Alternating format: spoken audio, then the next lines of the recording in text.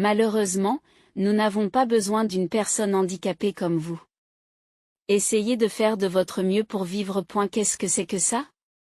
Sur la table, il y avait une lettre qui m'était adressée, et c'est ce qu'elle disait. Je suis né handicapé des 2 jambes.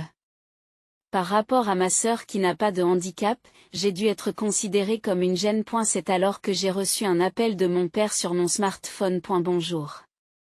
Odessa, as-tu lu cette lettre? J'ai essayé de la lire, mais c'est ce qu'elle signifie. Au revoir. Attends un peu. Il y a autre chose, a-t-il quelque chose d'autre? Que veut dire cette lettre? Elle signifie exactement ce qui est écrit. Nous sommes fatigués de soutenir une fille comme toi, ne t'inquiète pas pour nous. Sur ce, l'appel s'est brusquement terminé. J'ai réfléchi à la manière de répondre, puis j'ai contacté ma mère. Bonjour, maman. Quelle est ta réaction? Je suppose que tu as lu la lettre. Donc, une personne handicapée comme moi est une nuisance. C'est comme si j'étais une sorte de monstre. Oui, mais tu n'as pas à t'inquiéter. Ah, parce que c'est le cas. 8 ans se sont écoulés depuis ces mots bouleversants. Et puis, mon père est apparu dans la tour d'habitation où je vis. Comment une personne handicapée comme vous peut-elle vivre dans un tel endroit? Eh bien, je peux vous le dire, je suppose. Lorsque j'ai révélé ce secret à mon père, il est devenu désemparé et a eu du mal à s'en sortir. Je m'appelle Odessa. J'aurai 26 ans cette année. Je vis actuellement au 55e étage d'une tour d'habitation et je jouis d'une vie confortable. Cependant, ce mode de vie s'est accompagné de nombreuses difficultés. L'une des raisons est que je souffre d'une maladie congénitale qui affaiblit mes muscles. Je me souviens encore des paroles inoubliables de mon père. Je pense que c'était lorsque j'étais au jardin d'enfants. Pourquoi faut-il que quelqu'un d'aussi handicapé que toi soit né? C'est votre faute, n'est-ce pas? Ah. Amy est en bonne santé et n'a aucun handicap.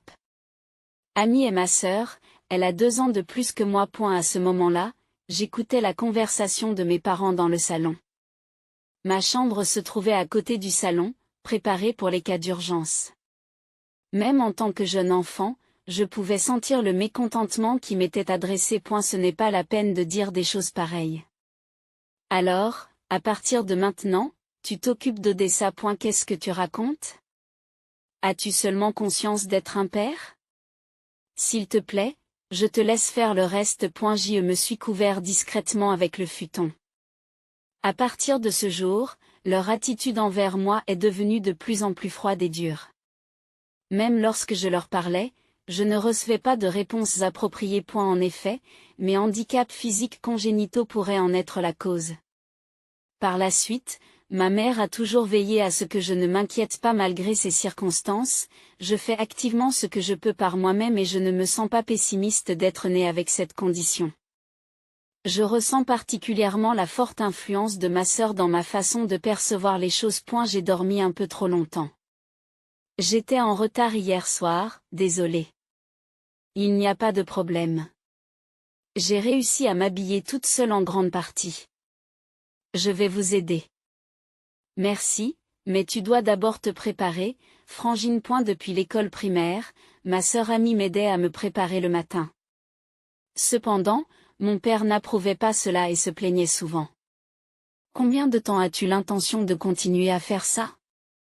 Ce sera bientôt fini. Odessa devrait pouvoir le faire elle-même. Viens ici, tu peux le faire, n'est-ce pas? Oui. Pendant que je me changeais, Amy est venue m'aider sans que notre père s'en aperçoive. Tu es désolé pour tout à l'heure? Ne t'inquiète pas. Je ne peux pas toujours compter sur toi.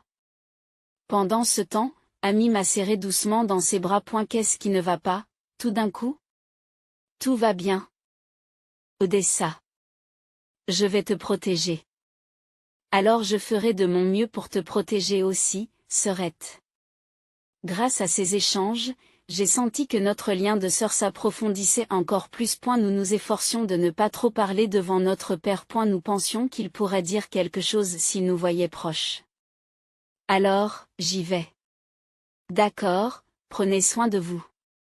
Notre père renonçait parfois à ses jours de congé pour aller travailler plusieurs fois par mois.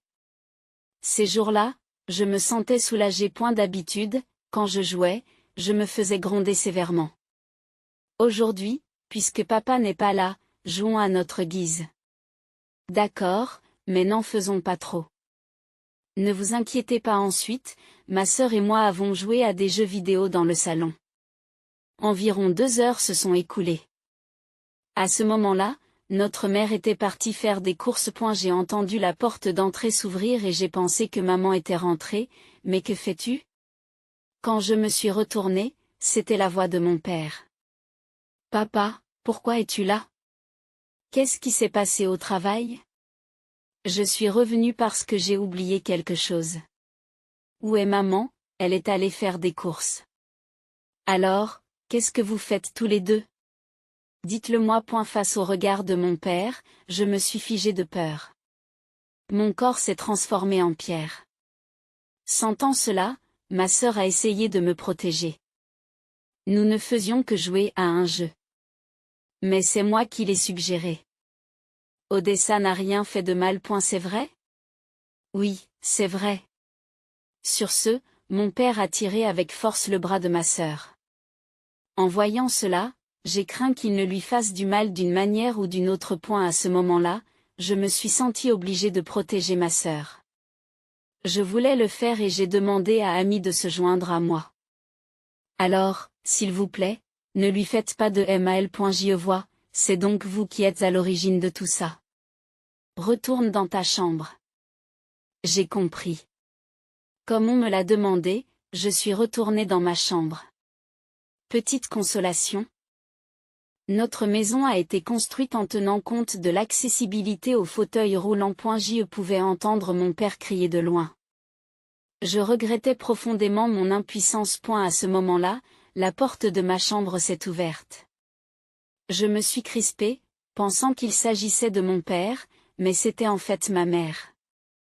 Tout va bien? Je vais bien. Mais comment va ma sœur? Oui, elle va bien aussi. Et la réponse de ma mère m'a semblé bizarre, et j'ai essayé de me diriger vers le salon. Où vas-tu? Je dois sauver ma sœur. Il n'y a pas lieu de s'inquiéter. Si tu vas là-bas, tu risques de provoquer à nouveau ton père. Je comprends. Je reste ici. Ma mère avait raison. Si j'y allais, la situation aurait pu empirer. J'ai décidé de me fier à l'assurance de ma mère. Je suis désolée. J'aurais aimé être plus fort. En raison de la nature dominatrice de mon père, ma mère a toujours essayé de ne pas le provoquer. Ne vous inquiétez pas. Je vous suis reconnaissante. Au bout d'un moment, ma sœur est entrée dans la pièce.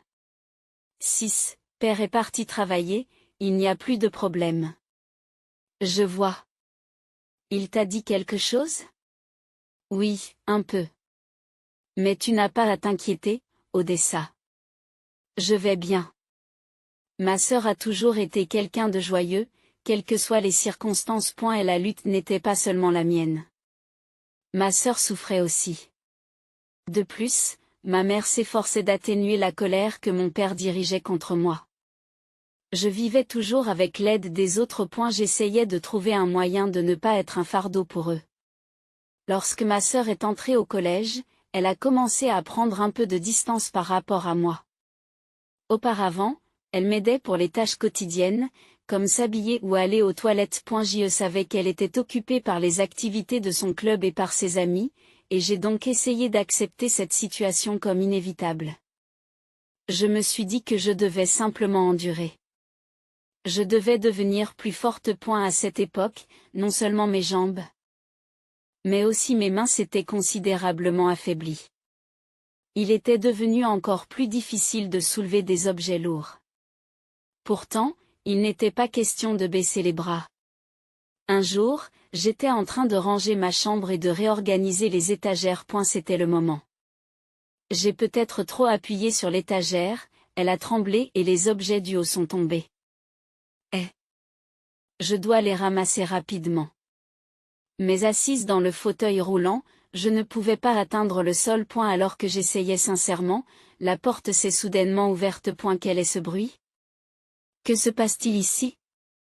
C'était le pire moment possible, d'autant plus que je ne voulais pas que mon père en soit témoin.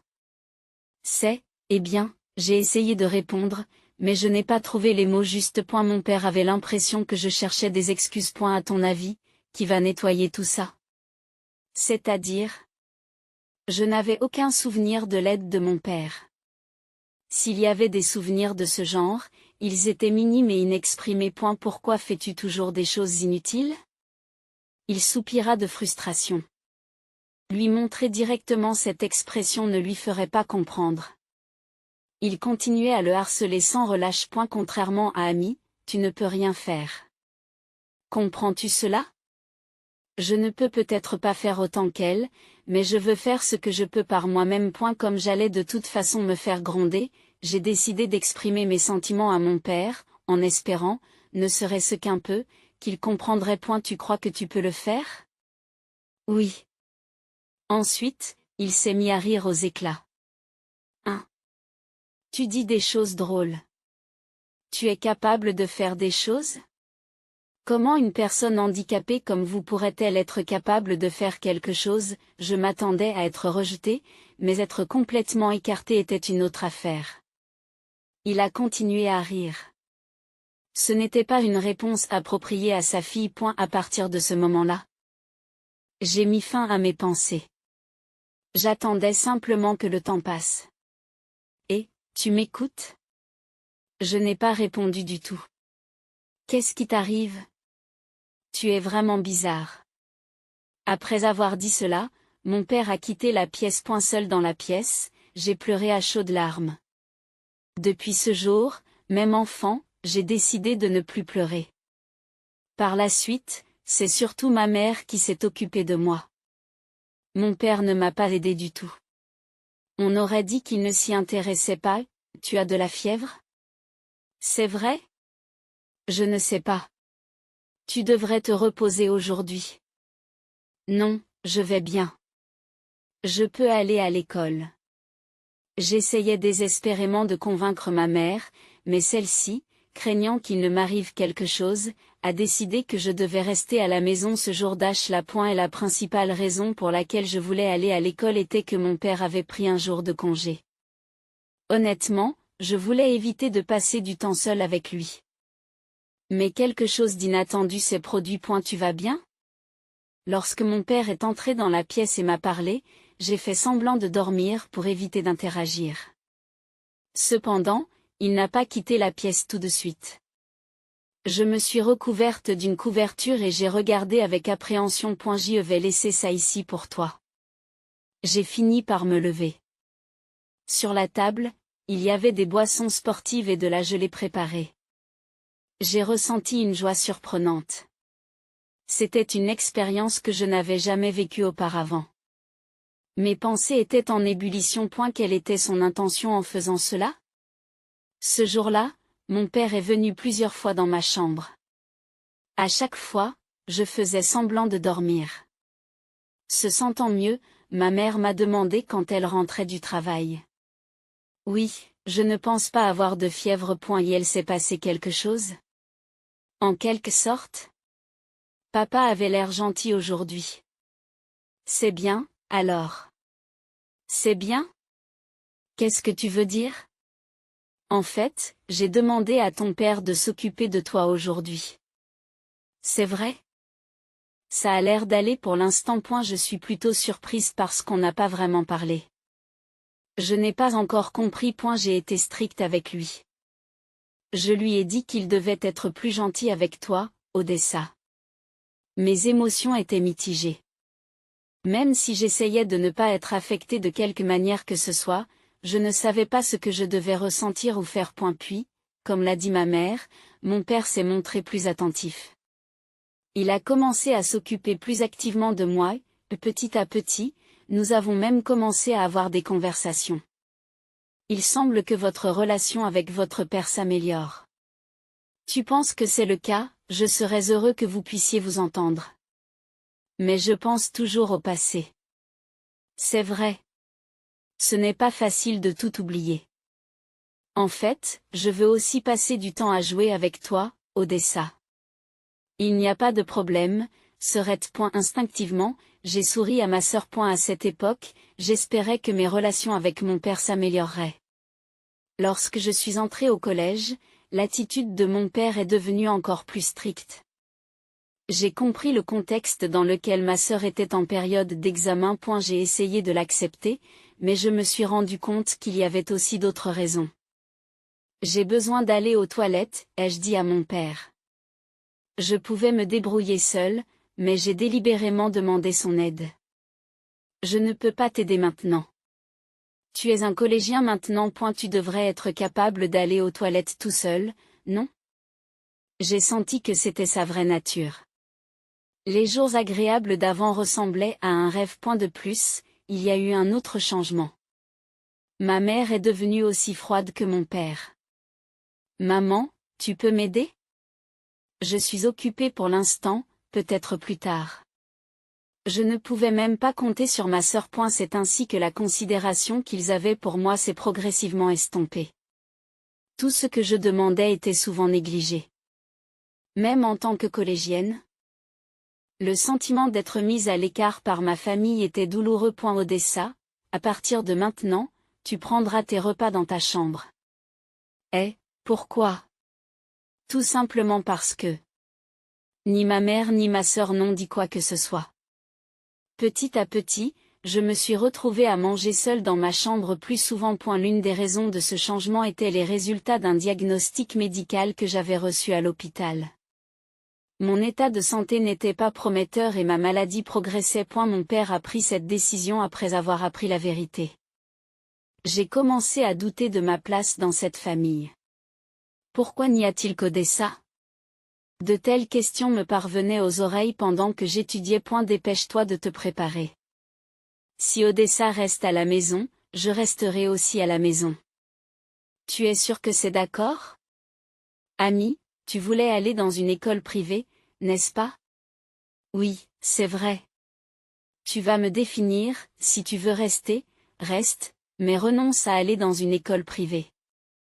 J'étais choquée d'entendre des déclarations aussi incroyables. Finalement, la situation réelle est devenue claire. Mon père utilisait les examens comme une menace pour manipuler ma mère et ma sœur. Je n'avais jamais éprouvé de haine à l'égard de mon père auparavant, mais là, j'ai dépassé les bornes. Cependant, avec ma mobilité réduite, je me suis demandé comment je devais réagir. À partir de ce jour, je n'ai plus cessé de penser à cette question. J'y sors un peu. Je suis désolée, Odessa. Je vais bien, ne t'inquiète pas. Au loin, j'entendais mon père appeler. On aurait dit qu'il me convoquait d'urgence. Allez, dépêche-toi. Chaque fois que j'affichais une expression triste, je craignais qu'il ne se surmène à cause de moi, alors j'ai décidé de me montrer forte. Il me laissait souvent derrière eux lorsqu'il sortait. Si cela se produit à chaque fois, je m'habituerai peu à peu à la situation. Auparavant, mon père sortait souvent pour m'éviter, mais à un moment donné, il a commencé à agir sans hésitation. Sortons manger aujourd'hui. Allons-y. Je pense que ce plan soudain est un peu exagéré. Eh bien, peut-être. Je l'ai décidé. Dépêchez-vous. Bien sûr, Odessa nous attendra à la maison. Ami, qui écoutait à côté de moi, a essayé de dire quelque chose, mais je lui ai pris le bras pour l'en empêcher. Allez-y. Vous êtes si gentille, Odessa. Attends un peu. Sais-tu ce qu'on dit de moi au travail? Probablement pas. Mon père a commencé à parler de sa misère. Même au travail, je souffre parce que je suis un père dont la fille est handicapée. Pouvez-vous comprendre à quel point c'est frustrant? Il n'y a aucune chance que je comprenne cela. De telles plaintes ne devraient pas être dirigées contre moi. Il est loin d'être apte à être père. Mais que puis-je faire contre lui, moi qui suis un collégien qui a besoin d'un fauteuil roulant pour se déplacer et dont la vie dépend largement d'un soutien? Ne vous inquiétez pas. Je me débrouillerai tout seul. Ce n'est pas grave. Ma mère et Ami me regardent avec inquiétude. Si j'y vais, je ne ferai que gêner. Et tu ne devrais pas t'inquiéter du regard des autres. Ami n'était pas tout à fait convaincue, mais elle est quand même sortie avec nos parents. Je ne pouvais pas prévoir ce qui se passerait si je défiais mon père. Cela m'a semblé être un choix judicieux. Même après être passé au lycée, l'attitude de mon père n'a pas changé.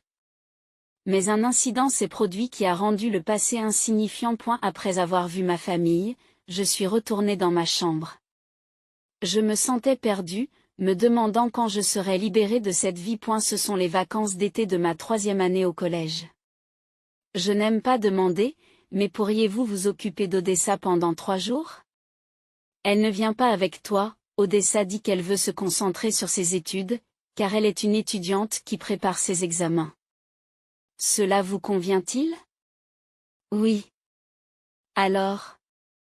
Laissez-la moi. C'est comme ça que je me suis retrouvée chez mes grands-parents. Le mensonge était devenu la norme. Il semblait que mon père n'éprouvait aucune culpabilité à mentir, même à ses propres parents. En le regardant me dire au revoir avec un sourire, j'ai ressenti un sentiment indescriptible d'effroi.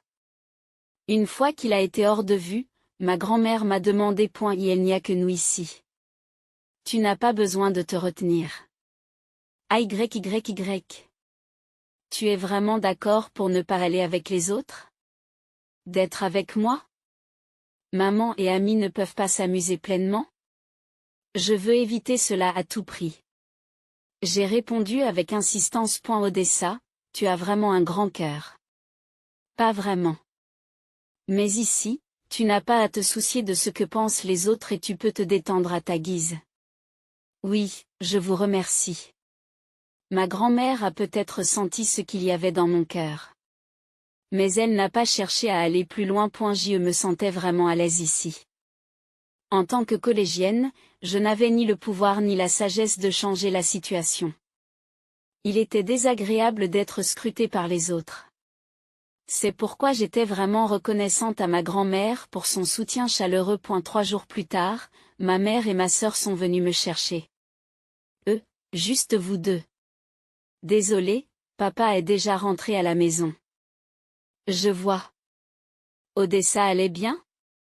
Elle allait très bien. C'est le conseil que je vous donne. Assure-toi de bien t'occuper d'elle. Oui, je comprends.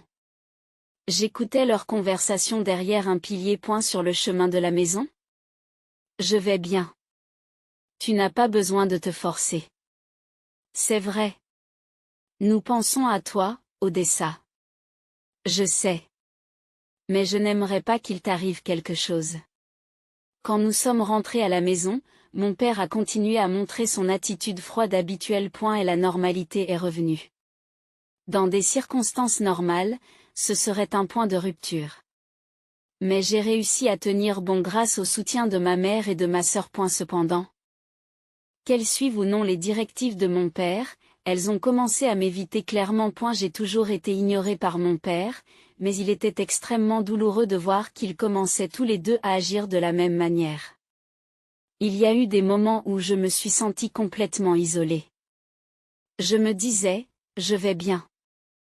Je peux y arriver. Ai-je commencé à me dire. À partir de ce moment-là, j'ai essayé de rester dans ma chambre autant que possible lorsque j'étais à la maison.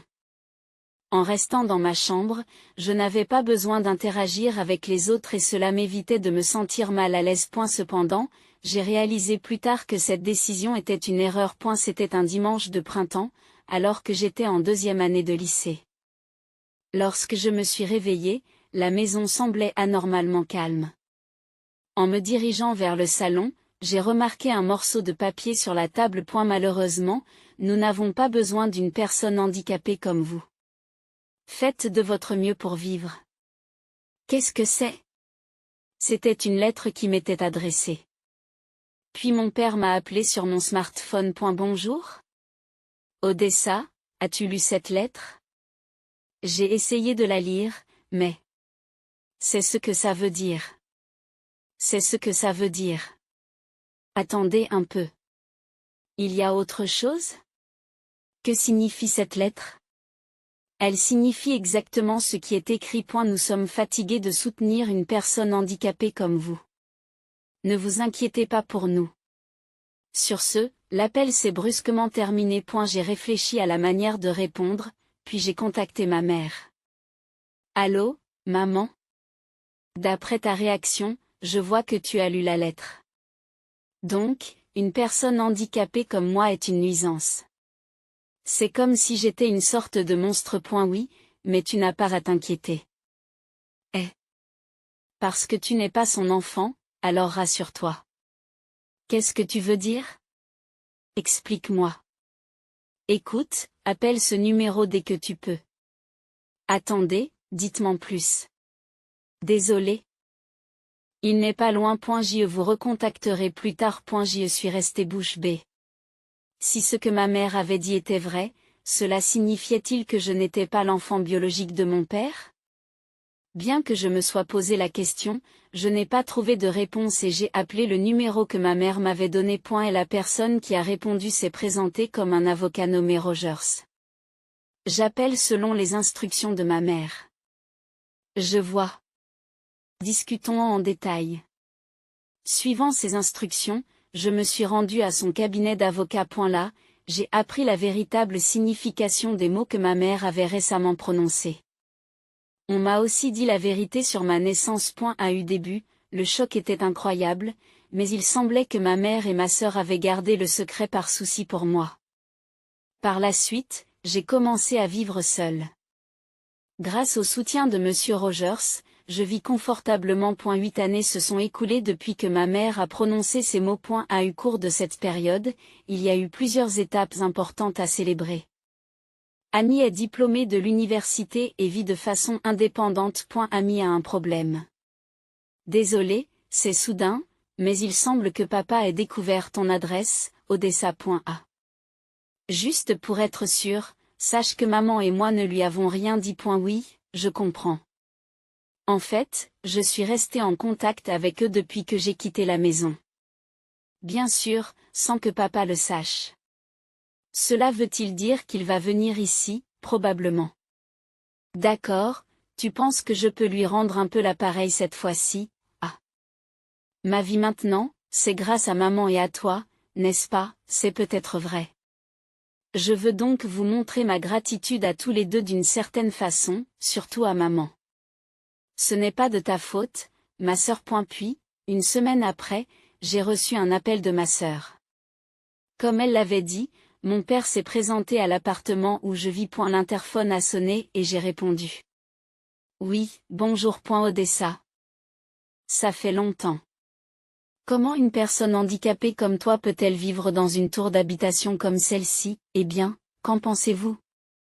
Et, ce n'est pas comme ça qu'il faut parler à ses parents. Derrière mon père, je vois ma mère qui se tient debout, l'air désolé. Son expression montrait clairement qu'elle avait souffert de mon absence. Alors, laisse-moi te raconter. Qu'est-ce que c'est? J'ai révélé à mon père comment j'avais réussi à vivre cette vie. En entendant cela, il a dirigé sa colère vers ma mère. Qu'est-ce que tu racontes? Je n'avais aucune idée de tout cela. J'avais l'intention de tout expliquer correctement au début, mais quand vous avez appris qu'Odessa était handicapée, votre expression a changé, n'est-ce pas? Et alors? C'est l'enfant de quelqu'un d'autre et en plus, c'est une personne handicapée. Lorsque Monsieur Rogers m'a annoncé ce fait, j'ai eu l'impression que mon cœur s'arrêtait.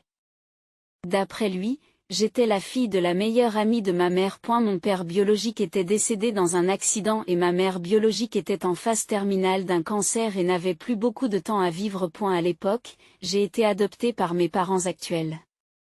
Ma mère biologique m'a laissé un héritage substantiel afin de s'assurer que je ne connaîtrais pas de difficultés à l'avenir. En outre, la maison dans laquelle je vis actuellement a été habitée par mes parents biologiques. N'est-il pas inapproprié de blâmer maman?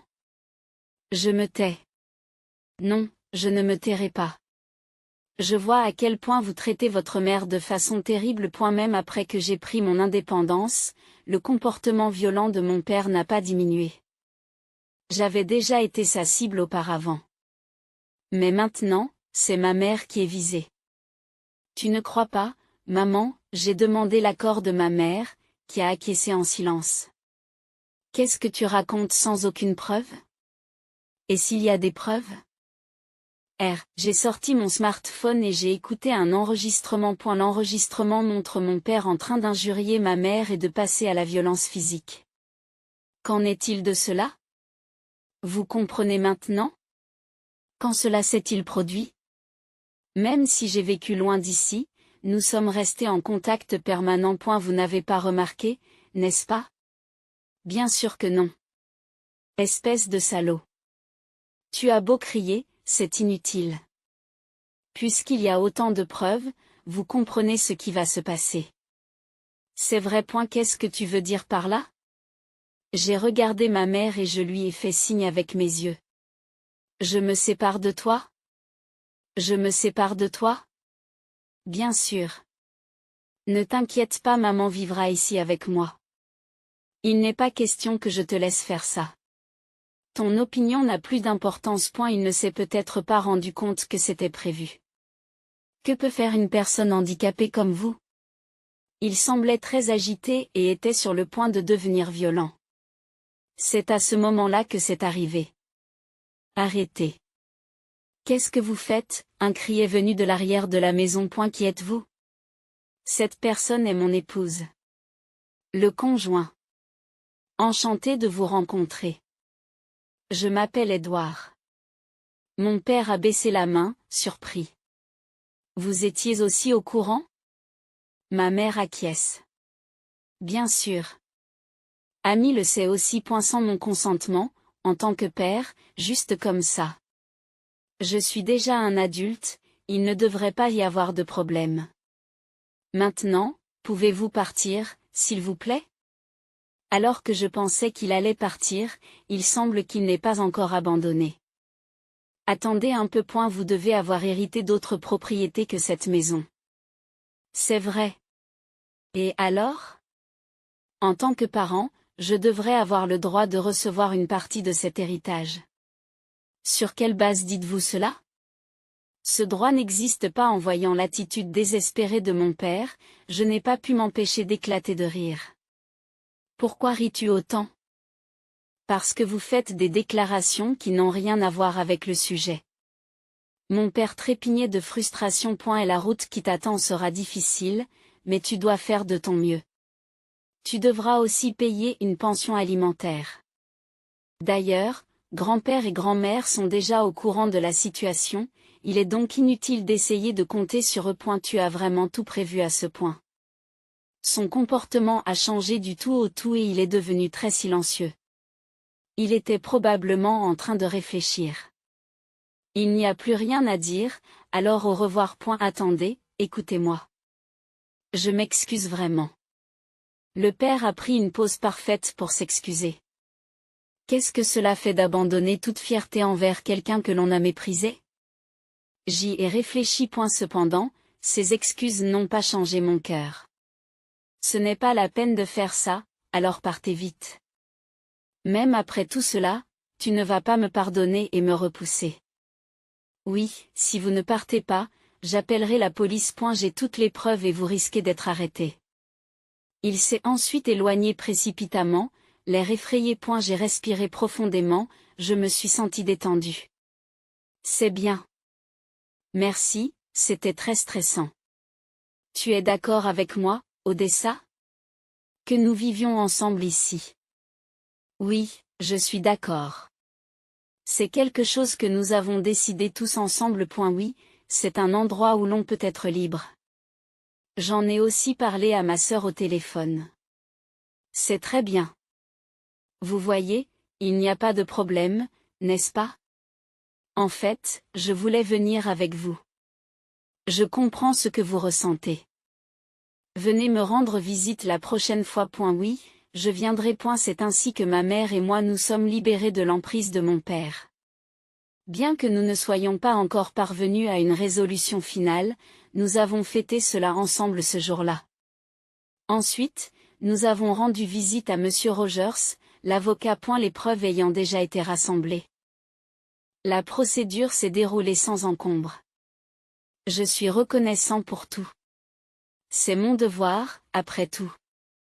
S'il vous plaît, prenez soin de la situation de mon père. Et la police s'occupera des problèmes de violence, mais je m'occuperai de la pension alimentaire. 2 semaines après la consultation, le divorce de mes parents a été officiellement prononcé.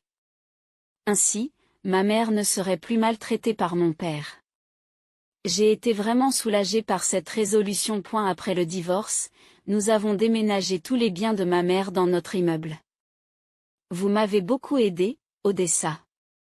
J'en suis heureuse, maman. Je continuerai à exprimer ma gratitude par des actes. Tu n'es pas obligé de faire ça. Mais je veux le faire, alors ne t'inquiète pas, assurai-je joyeusement à ma mère. Avec cette détermination, nous avons décidé d'ouvrir un nouveau chapitre de notre vie commune. Chaque fois que le temps le permettait, ma sœur nous rendait visite. J'ai enfin trouvé la vraie paix, ai-je remarqué avec une profonde émotion. Merci beaucoup pour ton aide pendant tout ce temps. Ami, je lui exprime ma gratitude. C'est naturel. Qu'il y ait un lien avec le sang ou non. Odessa, tu es ma sœur irremplaçable, dit-elle avec un doux sourire. Oui, répondis-je avec énergie. Je remarque alors un léger trouble dans l'expression de ma mère. Quelque chose ne va pas? Demandai-je à ma mère. Oui, je viens de recevoir un appel de ton père. Elle a répondu avec un soupçon de confusion. Un appel. Puis-je le voir un instant, dis-je en lui prenant le téléphone portable et en répondant à l'appel. Je me suis trompé. S'il te plaît, ne reviens pas, j'ai entendu la voix de mon père. Maman va revenir, répondis-je fermement. C'est Odessa? J'ai mal agi jusqu'à présent. S'il vous plaît, donnez-moi une autre chance d'arranger les choses, me supplia mon père. Je suis désolé, mais ce n'est pas possible. Et si vous comprenez, alors ne nous contactez plus jamais, ai-je dit définitivement. Après avoir mis fin à l'appel. J'ai immédiatement ajouté le numéro à la liste des appels bloqués et j'ai rendu le téléphone à ma mère. Tu vas bien? M'a demandé ma mère.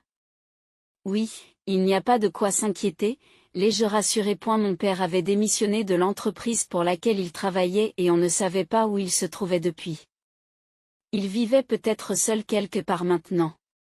Son lieu de résidence et ses activités n'avaient plus aucune importance pour nous. Pendant ce temps, notre famille continue de vivre heureuse et joyeuse. L'expérience d'un tel sentiment de libération a été une première dans ma vie. Je me réjouis de passer encore de nombreux jours heureux avec ma famille.